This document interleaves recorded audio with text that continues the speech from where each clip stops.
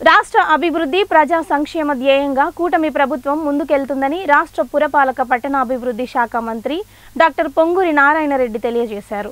Nellore 11వ division NTR నగర్లో municipal పట్టణాభివృద్ధి శాఖ మంత్రి డాక్టర్ పొంగూరు నారాయణ శుక్రవారం ఉదయం 6 గంటలకే టీడీపీ రాష్ట్ర ప్రధాన కార్యదర్శి కోటంరెడ్డి శ్రీనివాసులు రెడ్డి, మున్సిపల్ కమిషనర్ సూర్య తేజలతో కలిసి లబ్ధిదారుల ఇంటికి వెళ్లి పెన్షన్ పంపిణీ చేశారు.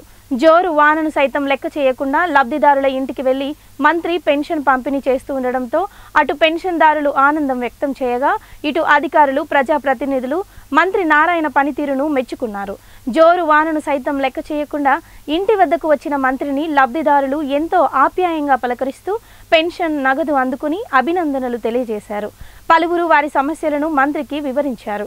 ఈ సందర్భంగా రాష్ట్ర మున్సిపల్ శాఖ మంత్రి డాక్టర్ పొంగూరు నారాయణ మాట్లాడుతూ, రాష్ట్రంలోని అన్ని ప్రాంతాల్లో ఈరోజు తెల్లవారుజాము 6 గంటల నుంచే అధికారులు ఇంటింటికి వెళ్లి లబ్ధిదారులైన వారందరికీ పెన్షన్ నగదును పంపిణీ చేయడం జరుగుతుందన్నారు.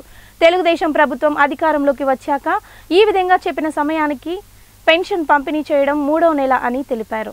ముఖ్యమంత్రి చంద్రబాబు నాయుడు ఆదేశాల మేరకు ప్రతి నెల 1వ తేదీ పెన్షన్ పంపిణీ చేయాలని ఉన్నప్పటికీ ఈ నెలలో మాత్రం 1వ తేదీ ఆదివారం రావడంతో అధికారులను ఇబ్బంది పెట్టకూడదని ఉద్దేశంతోనే ఒకరోజు ముందుగానే పెన్షన్ పంపిణీ చేశారని తెలిపారు. తెలియజేస్తున్నాను.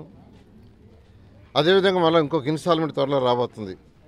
అంటే ఈ ఇచ్చిన లాస్ట్ మార్చి నుంచి సెప్టెంబర్ దాకా ఇచ్చిన ఏదైతే 454 కోట్ల కేంద్రం ఇచ్చిందో దాన్ని మున్సిపాలిటీస్కి కానీ వాళ్ళ అకౌంట్లో వేస్తే ఇమీడియట్గా కేంద్ర ప్రభుత్వం మరొక 454 కోట్లు ఇస్తుంది. అది ఎప్పుడుది?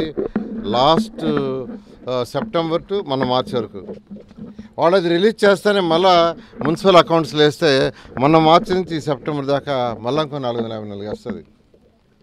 దీనికి ఏ మ్యాచింగ్ ఫండ్ లేదు. అసలు మ్యాచింగ్ ఫండ్ లేదని ఎవరు వదులుకోరు.